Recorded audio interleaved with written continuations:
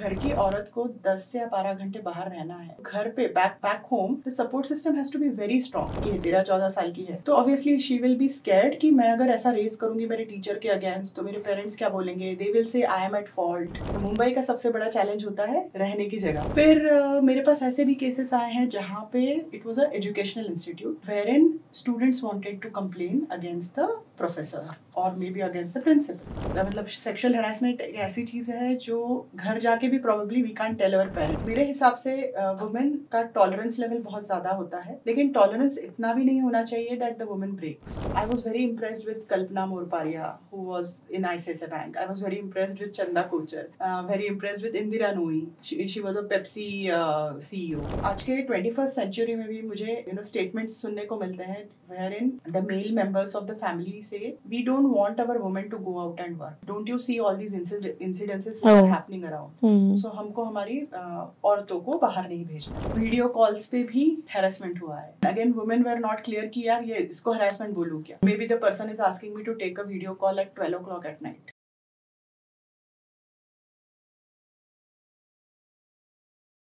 नमस्कार, MLA talk show में आपका दिल से स्वागत है। फेसबुक पे सर्च कीजिए एमएलए महाराष्ट्रियन लेडीज एसोसिएशन और तुरंत ज्वाइन हो जाइए।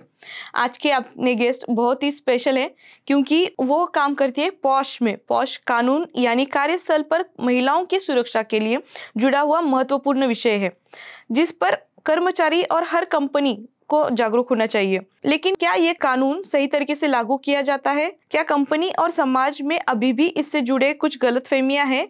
और कॉर्पोरेट सेक्टर में leadership training, work life balance को लेके हमें क्या सीखना चाहिए, इस सारे बारे में हम लोग आज जानकारी लेंगे CS नेहा हुद्दार जोशी मैम से। Hello ma'am, how are you? Good, I am very good. कैसे लग रहा है यहाँ पर आके? बहुत अच्छा। तो आपका इस टॉक शो में दिल से स्वागत है। Thank you. सो आज हम बात करेंगे पॉश के बारे में। पॉश से जुड़े हुए सवाल, पॉश का असली मतलब क्या है और कंपनियों में ये किस तरह से लागू किया जाता है? देखिए, पॉश का as such full form is prevention of sexual harassment act for women and ये सारी कंपनीज में कंपलसरी होता है एंड नॉट जस्ट कंपनीज, सभी टाइप के ऑर्गेनाइजेशंस जहाँ पे 10 से ज्यादा एम्प्लॉयज हैं वहां पर ये लागू होता है। अब इसका प्रॉब्लम ये है कि ये एक्ट आया था 2013 में, कंपलसरी है, गवर्नमेंट ऑफ इंडिया ने कंपलसरी किया है, लेकिन इसका इम्प्लीमेंटेशन उतने अच्छे से नहीं हुआ है बिकॉज कई बार लोगों को डाउट्स होता है कि ये हमारे लिए एप्लीकेबल है या नहीं, या क्यों करें, मतलब is there a way out. Compliance है क्योंकि कॉस्ट तो लगती है, उसमें ट्रेनिंग्स होते हैं, उसमें ड्राफ्ट पॉलिसीज बनानी होती है, उसमें एक कमेटी का गठन करना होता है।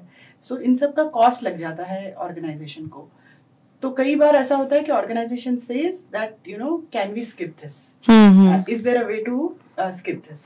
सो ये एक बहुत बड़ा चैलेंज है इस एक्ट का, but basically it has been made to protect women at the workplace. Corporate क्षेत्र के जो लेडीज है उनकी सुरक्षा के लिए ये पॉश कानून कितना इफेक्टिवली काम करता है? बहुत effectively. So I will say I was part of corporates for almost 15 years and मैंने कई बार मेरी आंखों के सामने ये चीज़ें होते हुए देखी है, बट एज अ एम्प्लॉई हम लोग ज़्यादा कुछ कर नहीं पाते हैं और स्पेसिफिकली अगर अवेयरनेस नहीं है तो बिल्कुल ही कुछ नहीं कर पाते हैं। और अभी the beauty of the employment status is people of years like say 20 years 21 years they join workforce। मतलब आप सोचिए ना, आज हम we are at a stage जहाँ पे हम 30-40 साल के हैं, way back to 20 साल पहले अगर we were very very innocent right, and at that stage we are joining an organization और हमको बिल्कुल अवेयरनेस नहीं होता है कि ये जो हो रहा है ये गलत है and there is a way out. सिर्फ एक ही तरीका हमको लगता है कि the only way out is probably leaving the organisation, right. ऐसा अगर कुछ हमारे साथ हो रहा है तो सो ये एक्ट हमको अश्योरेंस देता है that leaving the organisation is not the only solution. आप रीच आउट करिए इंटरनल कमिटी को and you keep your problem in front of them, they are there to solve your problem. So ये मतलब sexual harassment एक ऐसी चीज है जो घर जाके भी probably we can't tell our parents, right. And even if you are married the comfort level differs from home to home. So there has to be some expert authority जिनको इसके बारे में आइडिया रहे और जो हमारा प्रॉब्लम सॉल्व कर सके। And the solution need not be leaving the organisation but rather getting a solution so that we can continue in the same organization and make it more safer for other women also. Super super. So इस कानून से लेके, posh कानून से लेके अपने समाज में और या सोशली और घर में भी कि क्या क्या गलतफहमियां हैं। कई सारी गलतफहमियां हैं इसमें, एंड यही कारण है, ये गलतफहमियां ही कारण है कि इसका इम्प्लीमेंटेशन ठीक से नहीं हुआ है. So I will just jot it down for you. So first will be male employees. कई सारे ऑर्गेनाइजेशंस बोलते हैं कि हमारे यहाँ तो सिर्फ मेल एम्प्लॉयज हैं, तो हमें क्यों अप्लाई होगा ये. लेकिन दिस अप्लाइज टू ऑर्गेनाइजेशंस जहाँ पे कोई फीमेल एम्प्लॉयज नहीं है, बट हो सकता है ना, देर आर कॉन्ट्रैक्ट वेंडर्स होते हैं, या कोई ऐसे ऑडिटर्स हैं आज के ज़माने में, चार्टर्ड अकाउंटेंट्स हैं जो they have to go for audits, they can be women. So बाहर से आने वाली women can be there in the organisation, इसीलिए अप्लाई होगा to the organisation which has only male members also. Similar way कई बार ऑर्गेनाइजेशंस बोलते हैं कि हमारे पास तो सिर्फ फीमेल एम्प्लॉयज है, who will harass whom kind of thing. But social dynamics have changed so much in the past few years. Supreme Court has come with so many decisions that overall society has started functioning in a very different manner. So ऐसे organizations जहाँ पे सिर्फ women है वहाँ पे भी apply होगा, and the same concept applies that there can be male people, male contractors, male vendors who are visiting the organization. So obviously there can be such incidences in such places also. So वहाँ पे भी apply होगा. फिर मेरे पास ऐसे भी cases आए हैं जहाँ पे it was a educational institute wherein students wanted to complain against the professor और maybe against the principal. ऐसे केसेस हमको कई बार सुनाई देते हैं. So but there was a doubt कि यहाँ पे अप्लाई होगा या नहीं. सो यहाँ पे भी clearly Supreme Court has stated that this is applicable to educational institutes including schools, and there is no age limit. A girl as small as 13-14 years can also go and raise a complaint if she is aware of it. Right. So हर जगह से घूम फिर के problem आ जाता है awareness के ऊपर, because ऐसा एक्ट है, first of all that should be made aware to the women, and second thing is this act is safe, because सबको क्या लगता है कि अगर मैंने कंप्लेंट रेज की अंडर दिस एक्ट मेरा जॉब चला जाएगा, या फिर स्टूडेंट है, मतलब बहुत छोटी लड़की है, 13-14 साल की है, तो obviously she will be scared कि मैं अगर ऐसा रेज करूंगी मेरे टीचर के अगेंस्ट तो मेरे पेरेंट्स क्या बोलेंगे, they will say I am at fault. ये भी हमारे सोसाइटी में somewhere, you know, women are blamed for such incidences. Then they can also come back saying मेरे स्कूल से एडमिशन निकाल देंगे. तो there are some innocent, really innocent girls जिनको गाइड करना पड़ता है कि कोई नहीं, हम लोग हैं यहाँ पे, we will take care of such issues.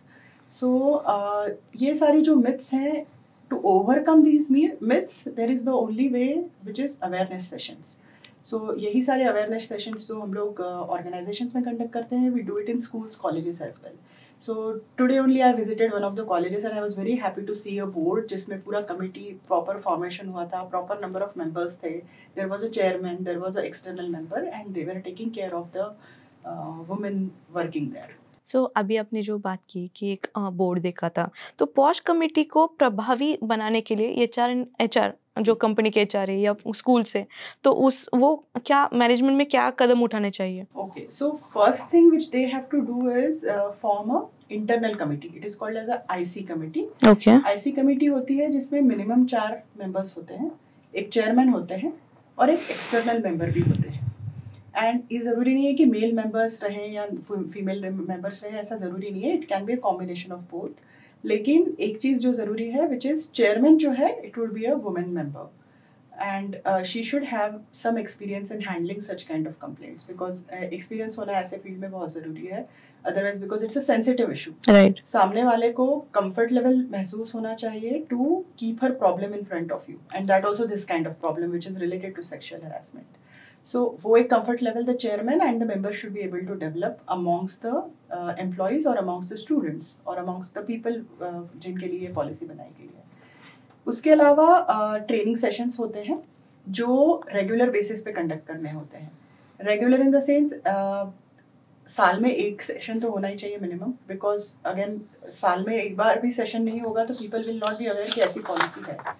So obviously there are organizations which have gone one step ahead. They have these sessions every quarter. So वो एक बहुत अच्छी बात है कि हर 3 महीने में वो लोग एक ट्रेनिंग सेशन लेते हैं, and then it helps in the awareness. उसके बाद एक बहुत बेसिक चीज रेगुलेशन है इस एक्ट के under, wherein they just ask you to make a small board in a very simple English language or a simple Hindi language और Marathi language if we are in Maharashtra, और वो हमें washrooms के पास में से वाटर फिल्टर के पास में जहाँ पे ज़्यादा फुटफॉल है ऐसे जगह पे वो बोर्ड्स हमें लगाना है, wherein you have to give the contact details of the chairman, contact details of the members, और at least tell them कि हाँ ऐसी policy exist करती है हमारे organization में and our organization is not going to tolerate any such acts. So ये एक बहुत ज़रूरी component है इस policy का. Wherein awareness के लिए it is not just कि आप external trainer मेरे जैसे trainers को बाहर से बुलाएं, spend some money on them, या फिर having a committee is compulsory, लेकिन ये छोटे छोटे जो steps हैं इसके through भी there can be a lot of awareness that can be created. So these are some compulsory things under this act. Again, और कुछ organizations हैं जो ये follow करते हैं, कुछ है जो नहीं follow करते हैं, and as I said, some of them really ask me that ma'am इतना सारा पैसा तो we can't spend on this, is there a way out? लेकिन इन organizations को कब problem आती है जब there is a actual case in their organization. So suppose ऐसा incident उनके organization में हो रहा है and the woman has complained, and if the complaint has gone to the district authority या फिर courts में चला गया matter, then these organizations face a lot of penalty. There is a huge penalty. There is, to the extent the punishment is कि आपका organization का license cancel हो सकता है. So इतने strict punishments भी इसके अंदर हैं. And time and again, I think Supreme Court is coming out with lot of orders to take care of this act. So वो जितने जल्दी implement होगा, I think I will be the most happiest being a mother of a daughter कि मेरी बेटी भी बाहर जा रही है, बेटी का बेटा भी बाहर जा रहा है, and with the changing social dynamics, I think they are going to cover up all genders for this, not just women. Currently it is only for women. Yes okay so बहुत सारे आप इंफॉर्मेटिव बातें बोल रहे हो. Posh के under किन किन चीज़ों के बाद मतलब हमें पॉश के मतलब जो पॉश कम्युनिटी है उनकी तरह उनको अप्रोच करना चाहिए, किन किन केसों में? Anything which has made you comfortable. So I'll just give you an example that there is a girl called A and there is an organization and there is her boss Mr. B and Mr. B आके उनके हाथ ऐसे सिर्फ गले में हाथ रख के he's telling something या फिर जस्ट टच कर रहे हैं बार बार and A is not comfortable with that because with the changing social dynamics ये सारी चीज़ें भी बहुत बदल गई हैं. गले मिलना है या even for that matter in some cases if you are working for MNCs and all cheek पे kiss is a very normal thing. So it depends. आप अगर MNC में है तो the culture will be different, आप अगर Indian entity में है तो culture will be different and also it depends on your own brought up. I may not be comfortable if somebody is coming and keeping his hand over here. So or whereas सामने वाली कोई इंसान है जो who can be comfortable with this. So ऐसे कोई acts जो आपको uncomfortable बना रहे हैं. And then what is necessary is the girl should raise this point कि I am not comfortable with this behavior. क्योंकि straight away जाके complain तो नहीं कर सकते हैं. We are working buddies together. हम लोग सब साथ में काम करते हैं ना organization. So at least first level पे the girl has to take care and tell that see sir I am not comfortable, please don't touch me. फिर भी कुछ नहीं हुआ, फिर भी ऐसे incidences होते जा रहे हैं. या even it can, for that matter, it can be a SMS, it can be a WhatsApp message, or it can be some video which the person has shown you, and you are not comfortable watching it with this person. So for such cases, definitely the girl can raise the cases. जब मैं act की बात करूं तो act में कई सारे parameters दिए गए हैं which because कई बार क्या होता है women are not clear that ऐसा ऐसा हो रहा है, will this fall under the act, that they are not sure. Right. क्योंकि ठीक है मतलब somebody is continuously every day somebody is commenting on how good I look or maybe what am I wearing, उसके ऊपर कोई comment कर रहा है, लेकिन after some time the woman is becoming little uncomfortable with such kind of compliments. मतलब after some time it doesn't remain a compliment, थोड़ा सा और complicated हो जाता है. We understand the intention. Somehow I will say women have a intuition power to understand all these things. Only thing is they should give some time to understand that yes what they are feeling is right. क्योंकि कई बार मेरे पास cases आते हैं जहाँ पे वो बोलते हैं मैम ऐसा ऐसा हो रहा था, पिछले 6 महीने से हो रहा था, but I was not sure कि ये गलत है क्या. They are not aware.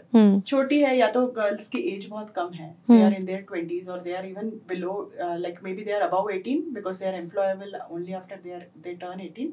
लेकिन 20-21 साल के हैं, they are not aware कि ये जो हो रहा है वो गलत है.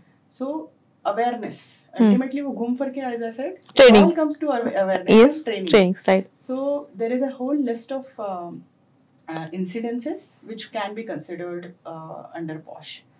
अभी जब ये पैंडेमिक रहा है करीब करीब 2-3 साल, it was all online offline working, it was a combination also. तो वीडियो कॉल्स पे भी हैरेसमेंट हुआ है. And again women were not clear कि यार ये इसको हैरेसमेंट बोलूं क्या. Maybe the person is asking me to take a video call at 12 o'clock at night, you know, or maybe he is not well dressed for the video call. So ये सारे incidences हुए हैं, they are the truth of life. So obviously कैसे ये handle होगा. तो pandemic से इसका जो इम्पोर्टेंस था और इसका जो स्ट्रेच था एक्ट का वो और इंक्रीज हो गया है over the years. Super. So posh सिर्फ लेडीज के लिए है एक्ट या जेंट्स के लिए भी ये एक्ट लागू पड़ता है? राइट, तो यही एक प्रॉब्लम रहता है. There are many male employees who come to me and they are like यार हमको कौन प्रोटेक्ट करेगा. So this is true. ये जो एक्ट है currently it is only for women, लेकिन ऑर्गेनाइजेशन के पास एक चॉइस होता है इसमें. What organisation can do is they can make a gender neutral policy. ठीक है, जेंडर न्यूट्रल मतलब उसमें दे विल वॉलंटरीली से that we would cover men, we would cover women also in our policy. Okay. So ये एक step organization खुद ले सकता है. लेकिन currently ये जो act है it is only for the women employees. Okay. So आपने जब स्टार्ट किया था करियर तो पहले पॉश की ट्रेनिंग स्टार्ट की थी या कॉर्पोरेट ट्रेनिंग में थे और उसके बाद आप पॉश की तरफ जुड़े? It was a mix of both. Okay. Okay. मुझे see initially I had a coaching institute. Even today I have that for company secretary course. Because I'm a company secretary and होता क्या है coaching institutes purely concentrating on company secretary course are very less. So you normally have classes which combine CA का students, chartered accountancy का students and company secretary students together. Right. And हालांकि इन दोनों जो courses हैं इसके जो focus area है is completely different. Chartered accountancy is more into finance, it's more into accounts, and company secretary अगर बोलेंगे it is more into law, it is more into compliances. So I was a CS for a very big MNC for a very long time. And focus area completely different है. So obviously जो coaching है वो भी अलग होनी चाहिए. So that's the reason मैंने coaching institute start किया था सिर्फ company secretary students के लिए, wherein I was focusing to make them perfect for the exam and from the point of view that tomorrow they are going to handle board of directors queries. So इस particular purpose के लिए मैंने institute start किया था. When I started coaching students I realised कि 20 साल पहले जब मैं सीएस कर रही थी तब जो कंपोनेंट मिसिंग है ना वो आज भी मिसिंग है. And that component was professional growth. So professional growth किससे आएगी? जो ओवरऑल ट्रेनिंग्स होते हैं. It can be training on presentation skills, it can be training on sales skills. Because sales ऐसा नहीं है कि सिर्फ हम प्रोडक्ट बेच रहे हैं तो ही सेल्स अप्लाई होता है. Even if you are selling services it applies. और even if sometimes you have to sell your own services कि हाँ भाई मैं कंपनी सेक्रेटरी हूँ, I can do this, I have done this. So it's a kind of selling yourself, right? हम interview में क्या करते हैं? आज अगर आप हमारा इंटरव्यू ले रहे हैं तो मुझे आपको प्रूव करना है कि आप जो भी मुझे जॉब रोल देंगे वो मैं करने का कैपेसिटी रखती हूँ, right? So somewhere I am selling myself. So sales skills भी इसमें आ जाता है. बिजनेस एंटरप्रेन्योर्स के लिए तो सेल्स स्किल्स डायरेक्टली अप्लाई हो जाता है. Then there are interview skills. Interview में कैसे परफॉर्म करना है, इंटरव्यू में क्या बोलना है क्या नहीं बोलना है, या फिर क्या हाईलाइट करना है. हमें बहुत सारी चीजें पता होती है लेकिन उसमें से उन सब में से हमें क्या हाईलाइट करना चाहिए वो इंटरव्यू स्किल्स में अप्लाई होता है. तो ये सारी चीजें मैंने इनको स्टूडेंट्स को सिखाना शुरू किया धीरे धीरे. And somehow it happened through word of mouth that मुझे ऐसे opportunities आने लगे जहाँ पे I was required to give trainings to say 50 plus students. Then there was a requirement from business entrepreneurs that हमको sales skills में we are interested that how we can increase our sales.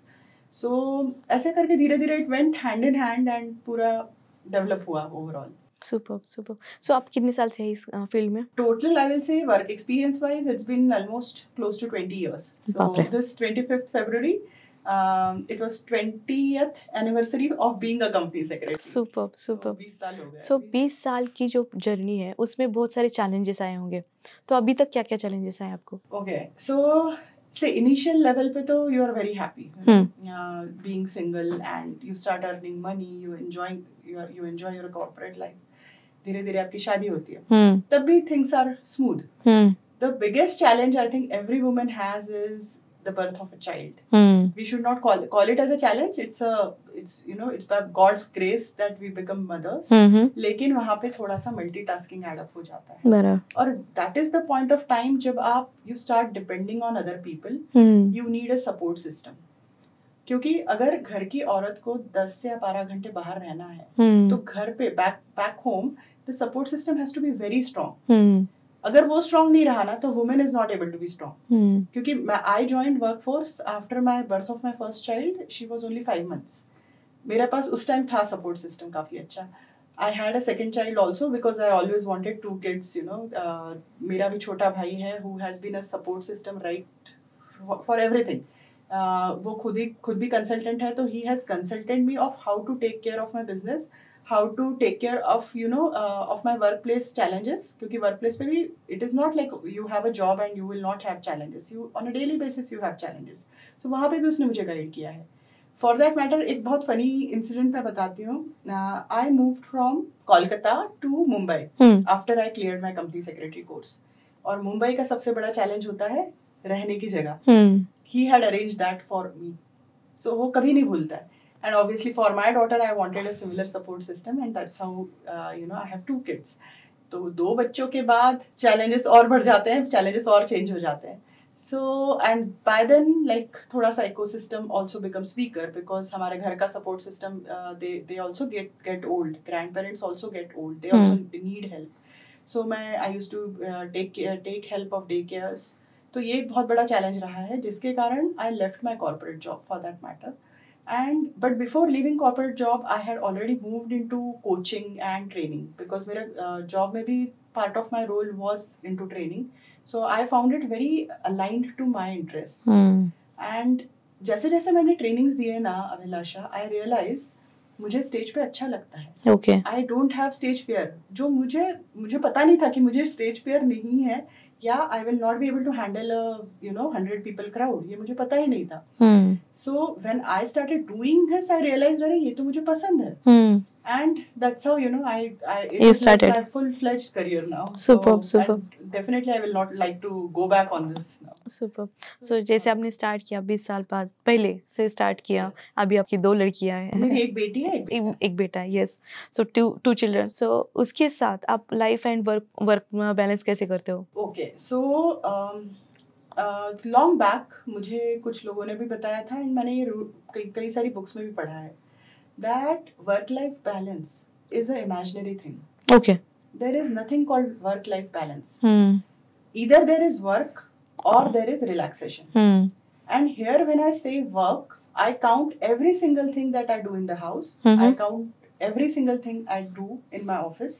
I count every single thing which I'm doing for my children or for my husband. मैं सारी चीजों को work consider करती हूँ. I will never say that being at home we are not working. Probably we are working there double and not to say people may not like it but we don't get paid for that, right? कोई मुझे payment नहीं कर रहा है मेरे बच्चों का to bring them up.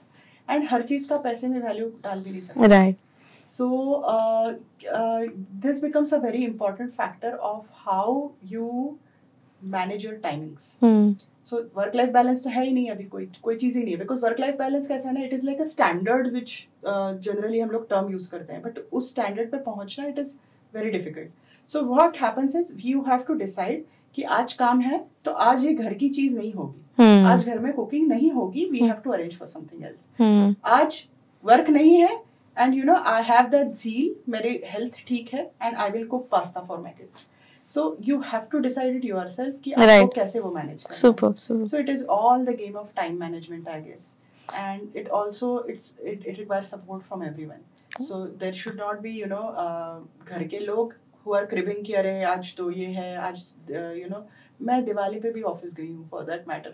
But thankfully I had never had anyone saying कि क्या यार दिवाली पे भी ऑफिस जा रही है. So that is the kind of support system you need. Superb. So अभी in future आपके क्या क्या plans हैं? In future मुझे company secretary students के लिए कई सारी चीजें करनी है. I want to set up a proper institute where I'm able to train them the way I want to train them. Then it has to be a combination of professional growth and company secretary के जो technical knowledge है related to corporate laws, securities laws. there are commercial laws, lots of laws are there, SEBI laws are there, so much, it is all about law and compliance. So students have to understand that this is a serious profession, because मेरे पास ऐसे भी कई सारे students आते हैं who just join the course to tell others that you know मैंने course join किया, मैं CS कर रही हूँ kind of, या मैं CA कर रही हूँ, but then that seriousness has to be there to complete the course, because यहाँ पे option होता है, हर 6 महीने में exam होती है हमारी, and option होता है, छोड़ना है तो छोड़ सकते हो. So वो जो urge है, that what we call as a fire in the belly, right, that has to be there in the student, और तभी वो complete हो सकता है. Otherwise it is a very difficult course. अभी तो फिर भी इसके पासिंग परसेंटेज काफी बढ़ गए हैं. मैंने जब ये कोर्स क्लियर किया था, it was only 2 or 3% passing. So that is one thing on my mind. Second is POSH. So POSH के awareness sessions, I really don't mind even if it's free sessions. I really don't mind going to a NGO for this awareness, because women have to be aware that they are safe in the organization. वो चीज अभी भी that component is still missing. आज के 21st century में भी मुझे statements सुनने को मिलते हैं wherein the male members of the family say, we don't want our women to go out and work. Don't you see all these incidences which are happening around? So हमको हमारी औरतों को बाहर नहीं भेजना है. This thing has to change, and again this change has to come from within. They should feel कि नहीं ये है ना, मतलब they will take care of them. So ये एक notion, and again not just male members, even the female members have to feel that from within, that we are safe outside and there is someone to take care of us अगर ऐसी कोई चीज़ हो रही है तो. So एक ये POSH awareness and CS का, ये दो चीज़ें मुझे बहुत मन से मुझे you know I want to take this forward. And also professional growth के लिए जो अलग-अलग sessions होते हैं, it can be all these skills, presentation skills, sales skills, interview skills, influential skills. Influential skill is something जो हर जगह apply होता है, या फिर even negotiation skills. Negotiation skills is something which applies in the house, it applies outside the house, it applies anywhere you go. मतलब जरूरी नहीं है कि हम सिर्फ कोई you know if we are buying a product हम negotiate करते हैं. हर चीज में negotiation है, हर चीज में. आज मैं अगर if I'm here, my son has a exam tomorrow, I have to negotiate कि भाई तू you know you work, you learn for 4 years, 4 hours, yeah, and then you are free. When I am out, you are also free. So ये भी क्या है, ये negotiation है. So ये सारे skills का भी overall development will help, and I think it should happen at a school level, it should happen at a college level, so that जब ये students corporates में जाएं, अपने jobs में जाएं, businesses में जाएं, ये challenges उनको face ना करना पड़े. So that is one of my intention. Superb. So इन सब जर्नी में आपका आइडल कौन है? कि कभी कभी ऐसा होता है ना कि बिजनेस है, अप डाउन होते रहते हैं, तो कभी तो मॉरल डाउन भी होता है अपना, तो उनको देख के फिर से आपको पूरा प्रेरणा मिलती है, इंस्पिरेशन मिलती है और आप फिर से काम पे लग जाते हो. तो ऐसा कोई है आपके जीवन में? हाँ, रहे हैं. मतलब see, I will tell you how I become a company secretary. Company secretary जब आप बनते हैं, you directly become a part of key managerial personnels in a company. Key managerial personnels which include your directors, which include your CEOs, CFOs, ये सारे लोग. So as a student, as a 17-18 year old also I was influenced with that कि मुझे KMP में रहना है. तो that is something which inspired me to be a company secretary. And role models इसीलिए उसी फील्ड से आए हैं, कॉर्पोरेट वर्ल्ड से. So back then 20 years back, I was very impressed with Kalpana Morparia, who was in ICICI bank. I was very impressed with Chanda Kochhar, very impressed with Indira Nooyi. She was a Pepsi CEO. इन लोगों के मैं of and on interviews देखती थी TV पे, जैसा कुछ time मिलता था. Plus, somewhere यहाँ पे my father also played a very important role, because he was a kind of झरोखा, आप समझते हैं? झरोखा एक छोटी विंडो होती है. Because initially we are at home, लेकिन पापा के थ्रू में बाहर का व्यू देखती थी, बाहर के कॉर्पोरेट वर्ल्ड का व्यू देखती थी कि अच्छा ऐसा होता है, ये होता है, ऐसा करना है. So that those people became my you know what do you say, the torchlights. And also कई सारे books which helped me in this. So there have been many books, specifically pandemic time तो मैंने बहुत सारा reading किया है. So there are books on mindsets, growth mindset, to have a growth mindset and not to you know have a regressive mindset. And then how to create a ecosystem. So Sheryl Sandberg जो है, उन्होंने भी, she has written a very beautiful book on this. ये सारी चीजें helps me a lot. And real life example में I think my mom and my brother, so they have been a constant support. उनके बिना तो शायद मैं कुछ भी नहीं कर पाती. And for this purpose only, I have named my institute as Resilience Professional Institute. वाह.